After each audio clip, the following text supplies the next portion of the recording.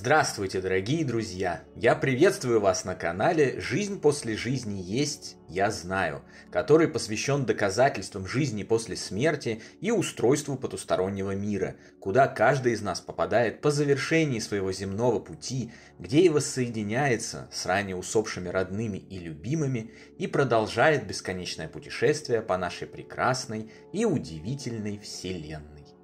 Ваши вопросы вы можете задать мне после лекции в нашей приватной группе в Телеграме. Ссылка в описании, а пока начнем. И сегодня мы поговорим о сходящей ныне с ума погоде, узнаем, в чем причина этих странных климатических изменений и разберемся, при чем тут вообще потусторонний духовный мир. Друзья! Наши книги о жизни после смерти и устройстве потустороннего мира, цикла «Жизнь после жизни есть, я знаю» и «Онкология и душа» вы можете найти в разных книжных магазинах и маркетплейсах.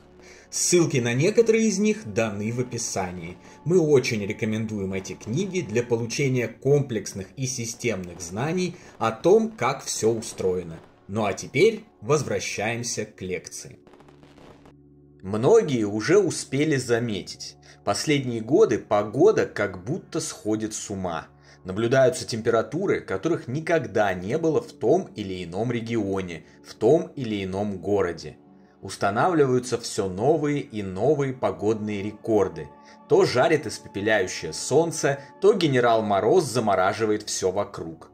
Дуют сильные ветра, идет снег там, где его никогда не было, без остановки льют ливни, случаются наводнения, происходят катаклизмы и так далее. Заметил эти странные проявления и я. В нашем городе никогда не было таких ветров, они теперь дуют чуть ли не круглые сутки.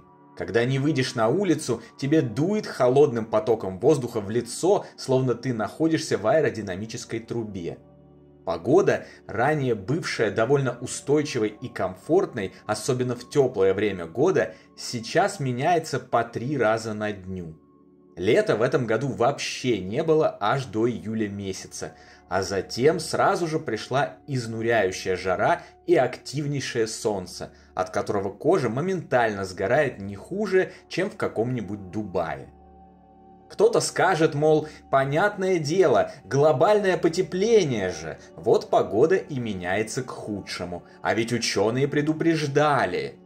Но дело здесь вовсе не в глобальном потеплении, которое на самом деле является очередной страшилкой, придуманной хищными корпорациями, их владельцами и так называемыми учеными, находящимися у них на зарплате, чтобы выкачать из населения планеты побольше денег.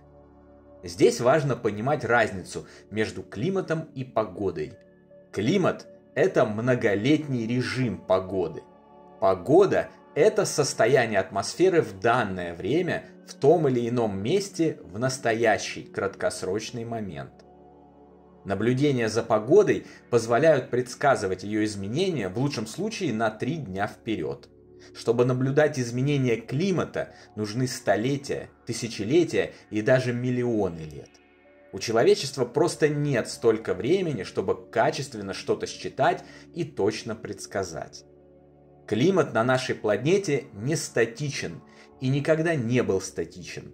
Как и все остальное во Вселенной, он живет циклами, или, если говорить упрощенно, дыханием. В какие-то периоды на Земле становится холоднее, в какие-то теплее. И все это организует сама планета и то, что происходит за ее пределами. На Солнце, в Солнечной системе и в галактике Млечный Путь. Человечество едва ли может повлиять на состояние климата на текущем этапе своего эволюционного развития, поскольку просто не обладает для этого достаточной силой. Мы крошечные муравьишки в сравнении с мощью планеты и тем более с мощью нашей родительской звезды, не говоря уже об остальном космосе. Один единственный шторм в самом небольшом море обладает большей энергией, чем все человечество вырабатывает совместно. Какое уж там влияние на климат, я вас умоляю. Даже если бы у каждого из нас была своя машина, свой самолет и свой завод по производству нефти, мы бы все равно не смогли изменить климат, ежели бы у планеты на это были другие планы. Так в чем же тогда дело? Почему погода будто сходит с ума и становится так некомфортно жить в наших городах, поселках и деревнях, хотя еще совсем недавно все было относительно нормально? Все очень просто.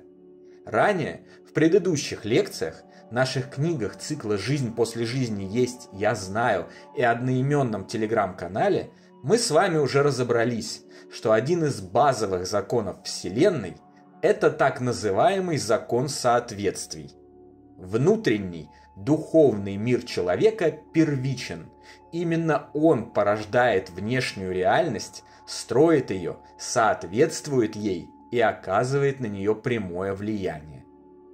У каждого есть такой внутренний мир, и каждый такой внутренний мир влияет на окружающую реальность, как личную, так и общую, коллективную. И если пересолить кашу, то она во всех частях кастрюли будет одинаково пересоленной. Вот так же все работает и с коллективной реальностью.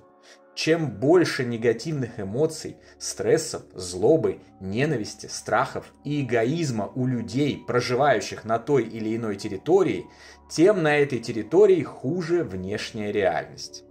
Она подстраивается под общее коллективное сознание, под эту общую кашу, которую мы с вами вместе варим, солим или сластим через изменения наших внутренних миров.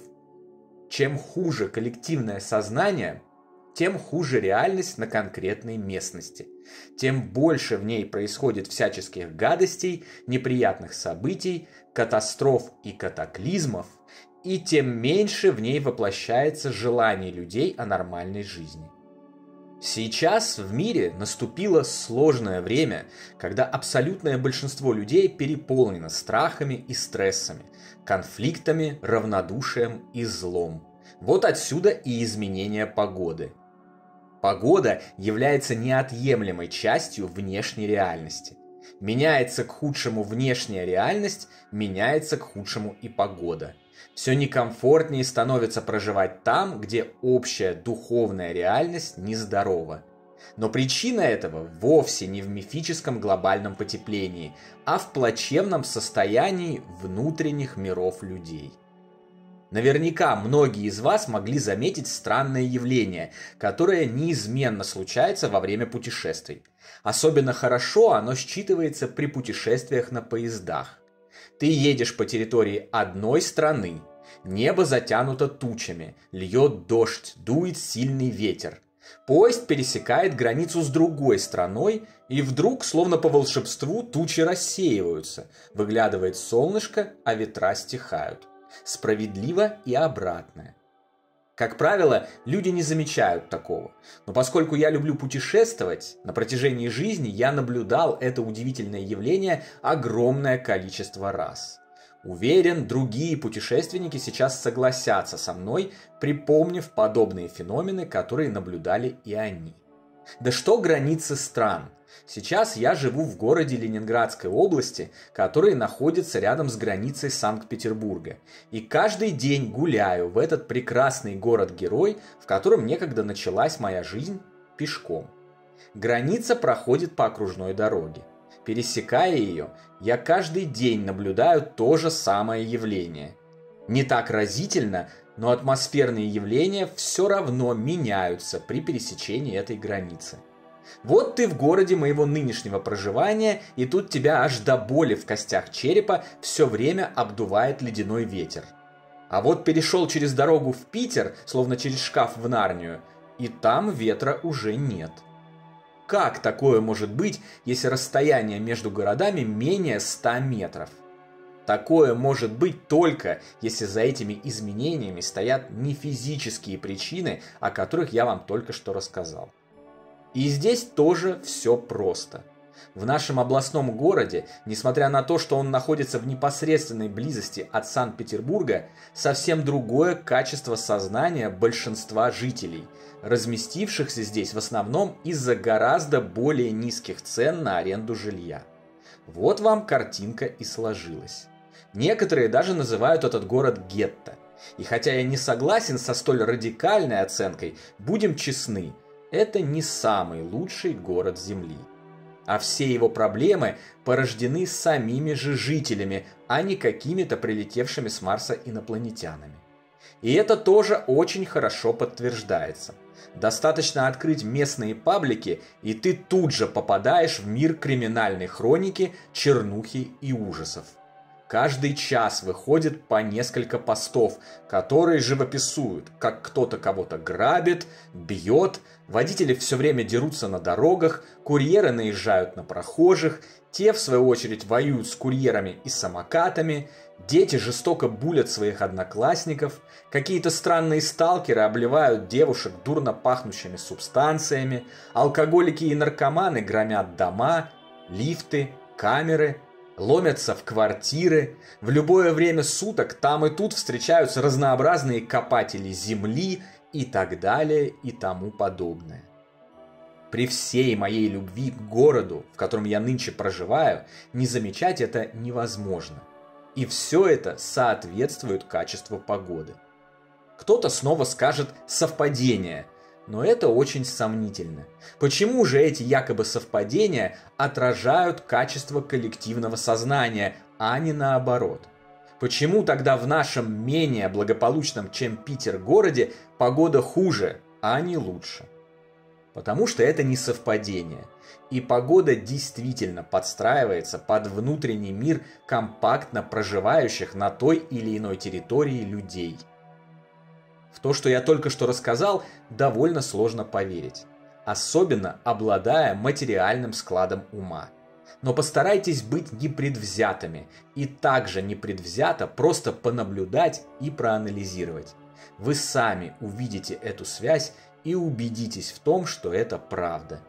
Даже несмотря на то, что это правда не совсем удобно, неприятно и некомфортно, она в очередной раз утверждает истину, что все и всегда находится только в наших руках.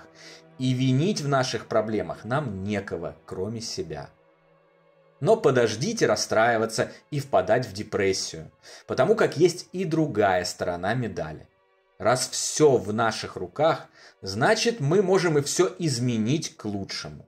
Именно поэтому я абсолютно убежден, когда-нибудь маятник обязательно качнется в обратную сторону.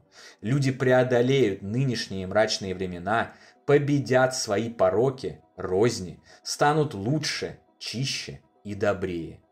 Тогда и погода перестанет сходить с ума, и так называемое глобальное потепление будет отменено, и все снова будет хорошо. Но до тех пор нам придется потерпеть. А пока терпим, хорошо бы не тратить время зря, а задать себе вопрос. Так если все дело в нас, то что же можно сделать прямо сейчас, чтобы своими руками все исправить и наладить как можно скорее? И сразу же сделать первый реальный шаг на этом пути, который во всех случаях ведет к улучшению погоды в вашем доме и в нашем общем доме. На сегодня это все, дорогие друзья. Если вам нравится то, что мы делаем, пожалуйста, поддержите нас донатом по ссылкам в описании видео. Благодаря вашей поддержке мы продолжаем нашу работу. Большое вам спасибо. Дополнительную интересную и полезную информацию за пределами лекций, ответы на ваши вопросы о жизни после смерти и наш приватный чат, в котором я бываю регулярно, вы найдете в нашем телеграм-канале. Ссылка на него, как всегда, в описании видео и на экране. Добро пожаловать! Встречаемся на следующей лекции здесь же, на нашем канале. А пока всего вам самого лучшего, волшебного и замечательного.